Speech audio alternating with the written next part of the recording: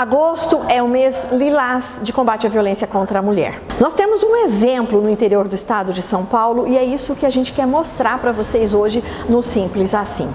Uma comarca está combatendo a violência contra a mulher num trabalho totalmente inovador.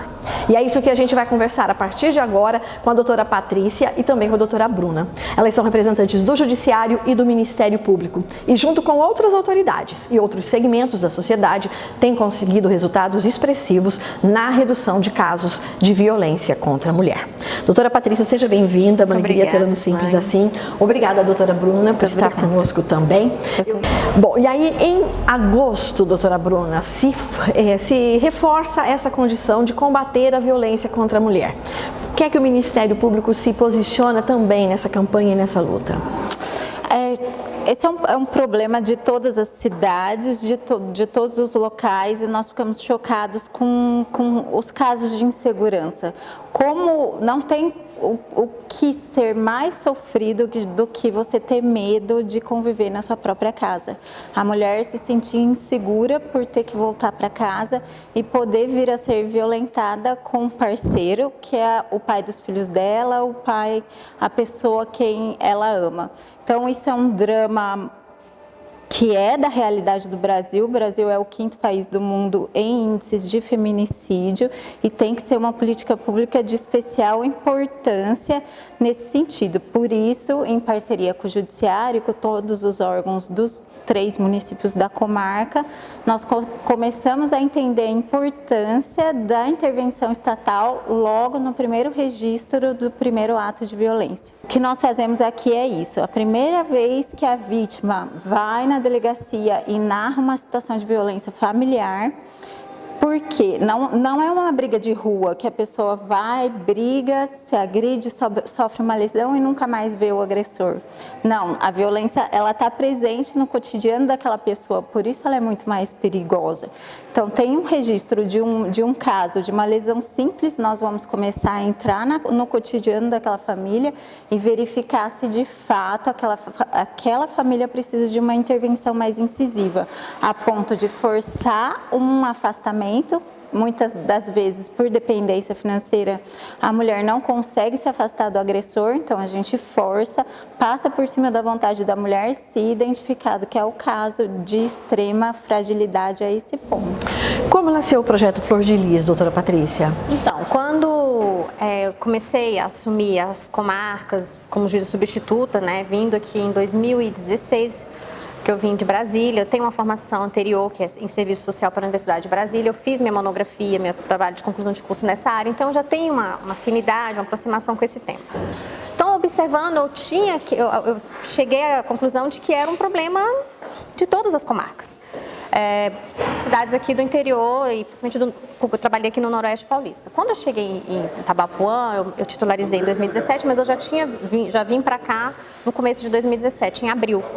E eu percebi que tinha que ser feita alguma coisa, porque era medida protetiva a cada dia, 2, 3, teve dia que eu tive 6 medidas protetivas, então assim, não dava mais, e feminicídios assim, acontecendo, eu fiz 3 júris de feminicídio, até que isso foi em 2017, eu fui observando, em 2018 aquela situação já como titular.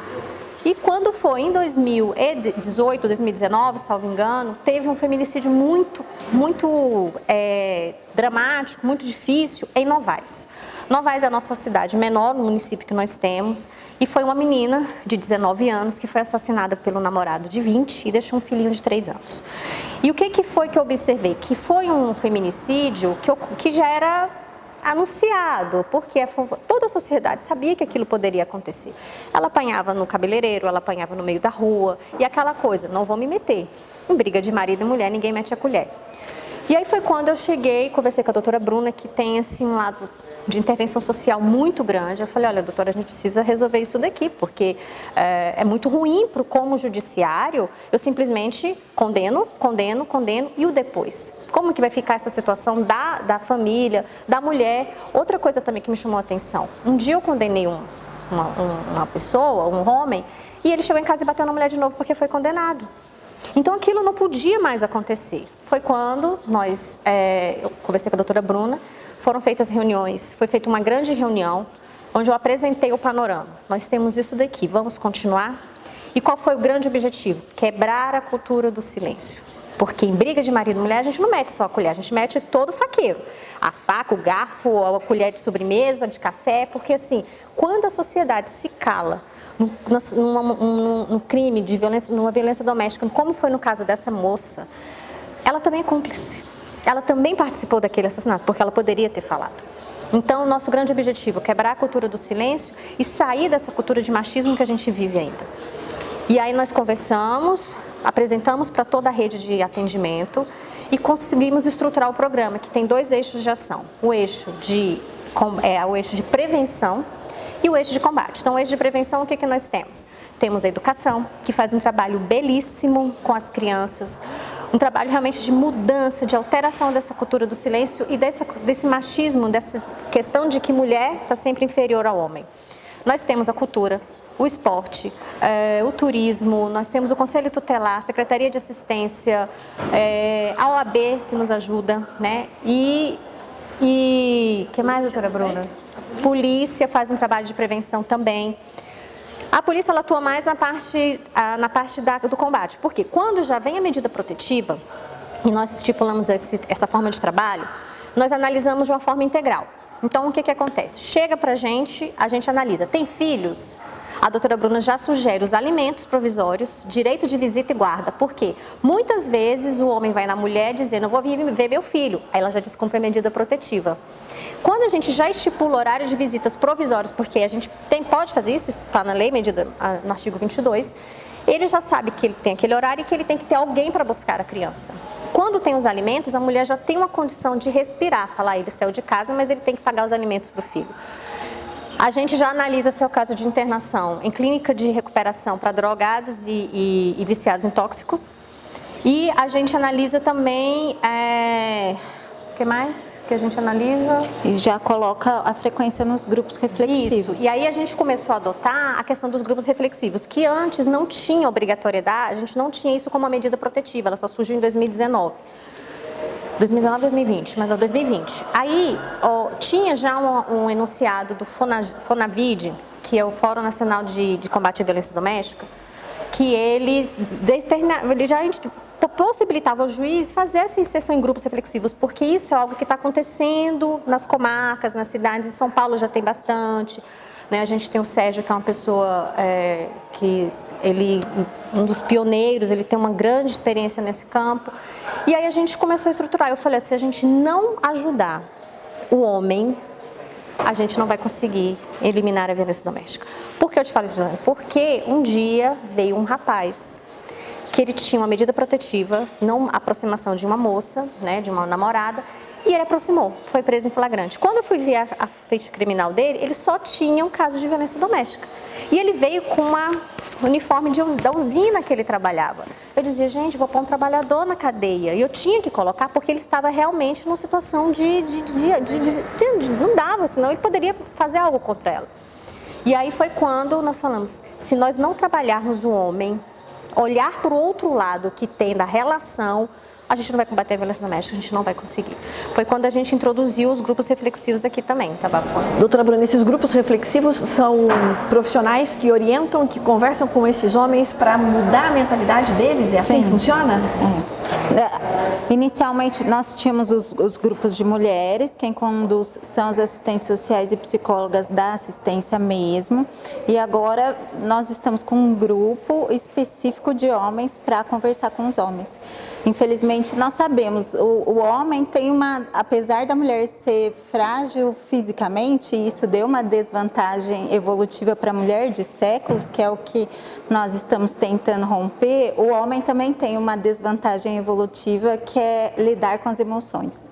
A gente vê, né, a criança pequenininha, a menina chora, o pai e a mãe abraçam a menininha e falam, por que você está chorando? E estimula, desde o início, ela saber entender dos sentimentos dela. O menino chora, em muitas famílias o que acontece? O pai vai lá, cala a boca, moleque, menino não chora, homem não chora. Então, a gente tem essa constatação, né? Você vê em grupos de homens, os homens discutem o quê? Futebol, mulher, política, trabalho, fala um pouco de trabalho, mas eles discutem a intimidade, o que eles estão sentindo, as emoções dele? Não. E isso reflete as dificuldades emocionais que o homem tem, que vai dentro de casa diante de todos os desafios da vida moderna. Infelizmente, a grande maioria, mulher também agride, mas as incidências, as ocorrências, a grande maioria são violentas, são de homens, as muito agressivas. Por quê? Por causa dessa dificuldade de lidar com as emoções. Se a gente romper essa cultura do machismo, do homem saber o quanto é importante para ele se enxergar, entender o porquê que ele sente, o porquê que ele está sentindo raiva, o porquê que a rejeição que ele está sentindo da mulher que o rejeitou pode causar um ato de violência, e saber controlar isso. É isso que os grupos reflexivos vão tratar, e nós, enquanto Ministério Público e Judiciário, vamos forçar a frequência desses agressores a esses grupos na tentativa de expandir a consciência mesmo. Nós estamos em Itabapoã, e Itabapoã é comarca de outras duas cidades, Catiguá e Novais. Doutora Patrícia, vocês, desde o início do projeto Flor de Lis, e dessas novas medidas e desse trabalho em rede, como a doutora chama, vocês sentiram impactos positivos, redução no número de casos? Sim, assim, eu não fiz estatisticamente, mas antes do início do programa, nós tínhamos em média 4 por semana, né? Tinha mês que era 20, né? Então, hoje não, hoje, por exemplo, essa semana nós tivemos salvo engano, uma ou duas. E a redução foi consideravelmente. E a peculiaridade que a gente tem é a mulher, hoje, muitas das medidas protetivas, ela não pede mais o afastamento nem a não aproximação. Ela pede simplesmente a inclusão nos grupos de apoio ou internação para tratamento do álcool ou do vício em drogas. Então, essa é a nossa peculiaridade que a gente tem observado no nosso atendimento. E outra coisa é o feminicídio. A gente não tem mais aqueles casos de feminicídios que, para uma cidade, uma comarca como Itabapoã, que tem no total 22 mil habitantes no máximo, é muito ruim. O impacto na sociedade é muito drástico. Então, assim, a gente conseguiu zerar a questão de feminicídio aqui em Itabapoã. Tivemos uma tentativa ano passado, mas graças a Deus deu tudo certo, a moça já está com a vida dela, né, tudo, só que acabou. Isso é que é muito importante. O que é importante, que vocês disseram que vocês trabalham com rede, né? É porque quando as mulheres sofrem algum tipo de agressão e que elas procuram as autoridades, costumeiramente, na maior parte das cidades, elas não têm nenhuma acolhida. Até porque depois, no dia seguinte, elas com medo, elas acabam retirando a queixa ou acabam desistindo de denunciar o agressor. Esse trabalho, ele dá essa curva, ele faz essa curva, e é possível multiplicar isso em outras cidades? Sim, sim. O que acontece? A gente fala assim, denuncie, Disque 180, vá à Polícia Militar, procure os órgãos de apoio. A mulher procura, e depois? Que nem eu disse, eu condenei a pessoa, ela foi lá e agrediu a mulher novamente. Então, o que nós fazemos? Qual é o foco do programa Flor de Lis? É ajudar, é combater a cultura do silêncio, eliminar essa cultura, superar essa questão do machismo e dar à mulher a condição dela seguir adiante. Porque, às vezes, são tantos anos de violência que ela não consegue. Às vezes, num lance de coragem, ela vai à delegacia. Se ela não tiver a estrutura de apoio atrás, ela vai desistir. Por isso, a Maria da Penha não permite que a mulher retire mais a ocorrência se não for na frente do promotor ou do juiz. Por quê? Porque antigamente era muito comum, vai e volta, vai e volta. Eu vi um caso em Brasília que a mulher estava completamente desfigurada. Ela no hospital ela dizia, por favor, eu quero tirar. Dependência emocional, dependência às vezes econômica, né? Por que a mulher apanha? Por que ela fica? Dependência econômica, afetiva, filhos, medo, toda uma situação que a gente precisa ver caso a caso. E se a gente não trabalhar isso, a próximo relacionamento dela, ela pode procurar novamente alguém que vá agredi-la. E esse ciclo vai indo, vai indo.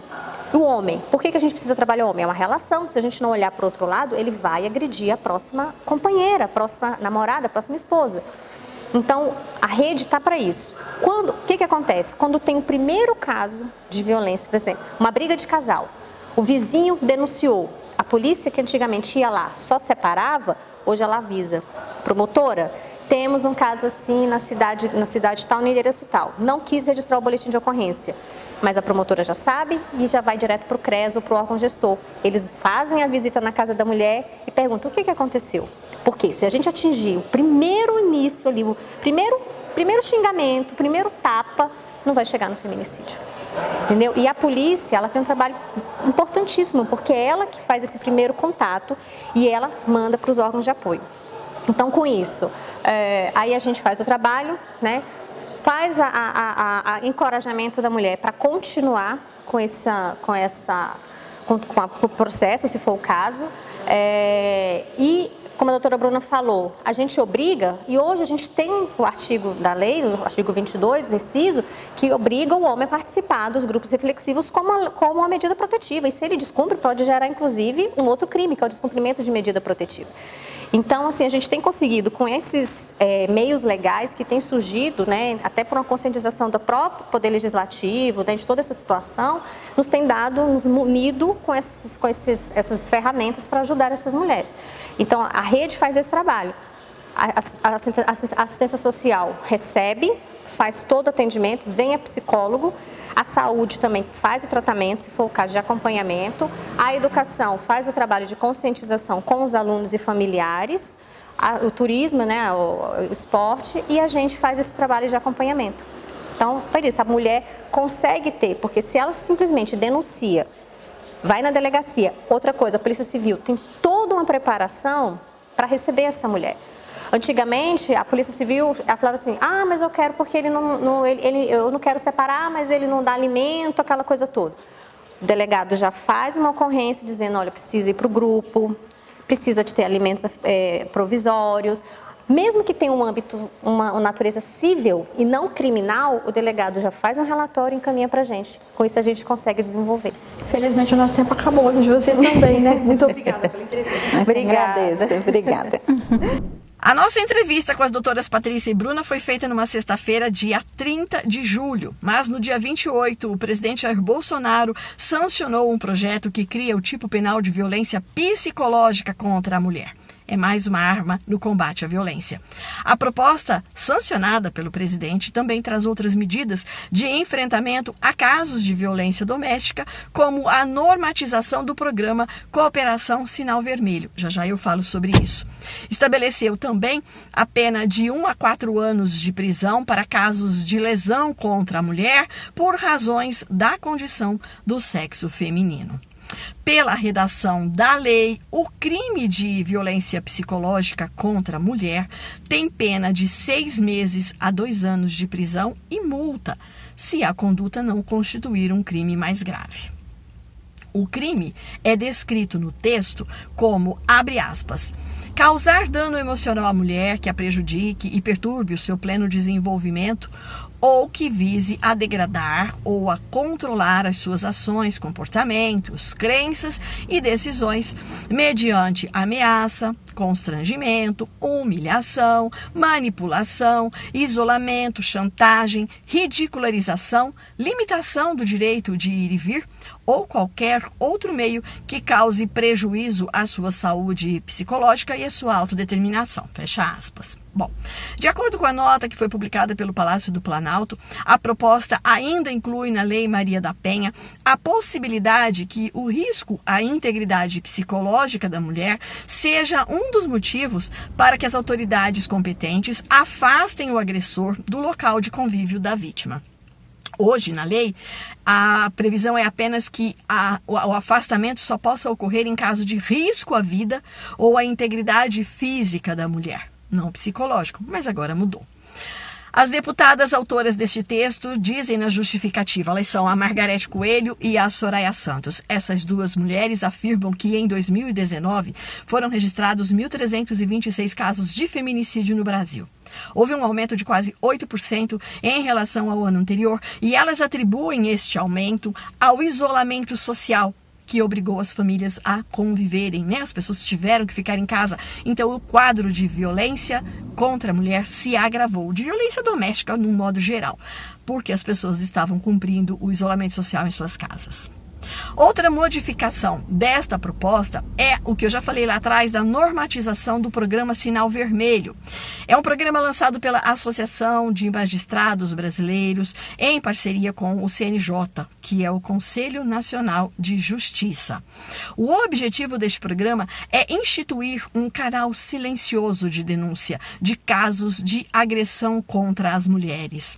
E é bem simples, viu? Pelo texto, as repartições públicas e os outros órgãos governamentais deverão capacitar funcionários para que eles identifiquem o código de denúncia, que nada mais é do que um X no formato, na palma da mão, um X escrito preferencialmente em vermelho, na cor vermelha, na palma da mão. Os órgãos públicos também deverão estabelecer um canal de comunicação com as entidades privadas. Assim, a divulgação deste programa, desta campanha, se torna mais ampla. O Simples Assim abraça esta causa. Nós não podemos nos silenciar diante das agressões. Qualquer agressão, e a qualquer pessoa, a gente está falando da mulher porque esse é o momento. Então isso está acontecendo. Mas nós estamos engajados também nessa campanha porque nós acreditamos que o silêncio é cúmplice. E é preciso, como disse a doutora Patrícia lá naquela entrevista que você acabou de ver, quebrar o silêncio. A política do silêncio não pode continuar. E é necessário que os entes todos se organizem em prol desta campanha, para que as pessoas se conscientizem que é preciso sim denunciar, porque o silêncio é cúmplice. Quando você não denuncia um crime, quando você não leva adiante uma denúncia, você é cúmplice da agressão que a próxima vítima vai sofrer. Você, sociedade, é cúmplice quando não age, quando não denuncia e quando não faz a sua parte. É por isso que nós estamos aqui agora pedindo a você que também haja, que também engaje nesta campanha. Nós vamos levar este exemplo de Itabapuã para todos os lugares possíveis, porque essa ideia precisa ser multiplicada. As vítimas não podem mais ser consideradas as criminosas. Elas precisam de acolhimento e proteção. E nós estamos juntos nessa. Simples assim.